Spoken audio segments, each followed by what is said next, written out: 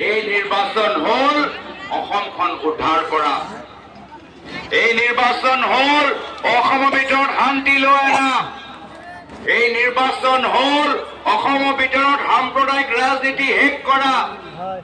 আৰু এই কাৰণে আমি সকলোৱে বুজি পাইছো এই বিধানসভা নিৰ্বাচনত যদি অসমত উদ্ধাৰ কৰিব লাগিব হিমন্ত বিশ্ব শৰ্মা ডাঙৰীয়াক যাব লাগিব।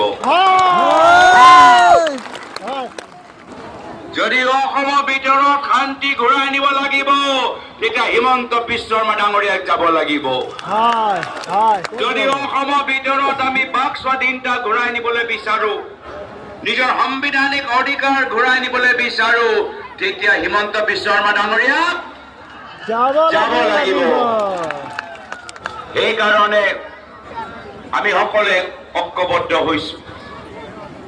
ঐক্যবদ্ধ হৈ বিভিন্ন দলৰ লগত আমাৰ টানাজোৰা হৈ থাকিল।